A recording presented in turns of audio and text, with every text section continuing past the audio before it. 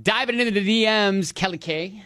Allison said, hey, Ben and Kelly, first of all, love your show. Been listening since I was riding the bus to school. Aw, thank you. I just turned 28. Met a guy on Hinge who's 38.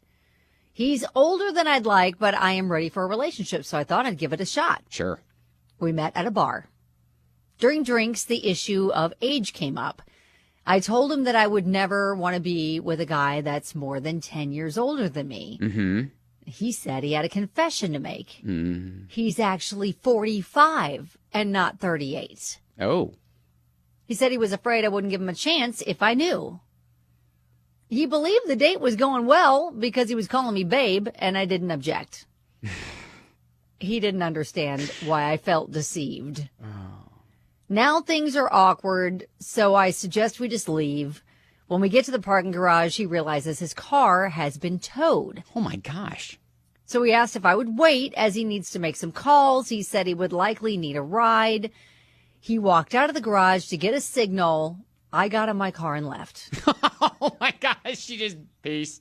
Oh. Some of my girlfriends think I'm a jerk for bailing on him when he needed help. Am I the jerk here?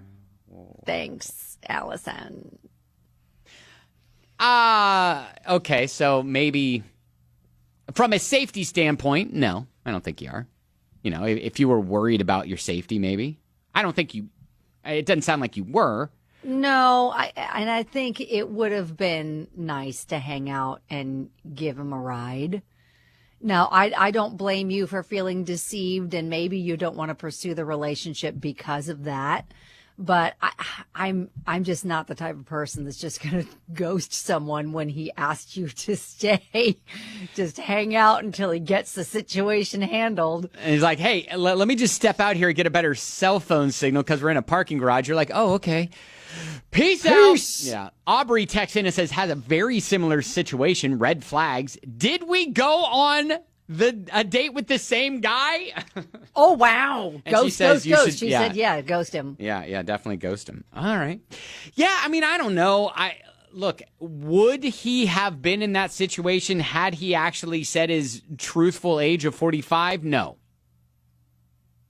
Because they wouldn't have gone on a date. She would not have probably, or he wouldn't have even matched probably in her search. You know what I mean? So, you know, there's he already started off on the wrong foot, but kind of lying to get in the door. Yes, and that didn't sit well with her.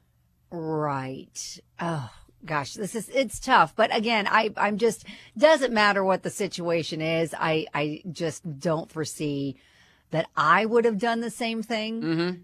And I'm kind of siding with her friends that I probably would have just made sure that he got a ride wherever he needed and then called it a night, and then I wouldn't have gone out with him again. Hey, if you didn't feel a connection, despite the whole age lie. Maybe a thing of, hey, I'm not going to be able to give you a ride home, but I can stay until like an Uber comes and picks you up or, you know, something like that. Yes. I wouldn't have just ditched him when he left to go get a signal. Like that's kind of savage. Well, I guess. Oh, okay. So Kelly thinks you're a jerk. I don't know. I'm not calling her a jerk. I said I wouldn't have done that. I'll just say it like a nicer way. You said I probably wouldn't have done that. You were siding with her friends. Yes. I think that they have a valid point in I wouldn't have done that if I were you. All right. I don't like calling people a jerk. All right. No, I understand. But you sided with her friends who did. So by proxy, that's fine. All right. That's fine. You know, hey, look, the good news is you don't have to worry about it anymore. Exactly. I mean, it's not like you're going to be trying to go out with them again or right. anything like that. You really don't ever have to interact with them again. Yeah, so the good news cleanse your soul. Is you just kind of cleanse your soul by I guess messaging us. And yes, there are people that are messaging and saying you are definitely a jerk because if the shoe were on the other foot, you all would be crucifying him. Yeah, that's true. Yeah, a lot of people are saying, hey, put the situation in reverse. What if she was stranded? A double standard for sure. Yeah, maybe. The whole damsel in distress thing doesn't necessarily work in reverse. Jamie says not the jerk. We've all seen Law and Order SVU.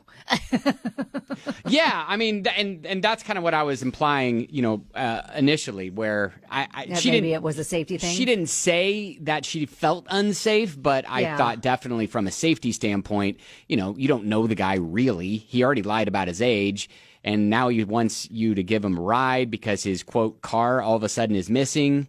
How do you know it actually got towed? It could have been, some elaborate scheme to. And look, I'm going down a rabbit hole here. You are going down a rabbit hole. Too many crime shows, sir. I know, too many of those crime podcasts, murder podcasts. But no, I think if that was the case, though, he wouldn't have gone to go make a call. He would have just said, "Hey, can you give me a ride?" No, I don't know, maybe, or maybe I think he was trying to good. figure it out. Yeah. Oh, he could be. I don't know. Well, either way, I think she doesn't have to worry about it. Yeah, water under the bridge now. She's not going out with him again. Yep. It's fine. All right.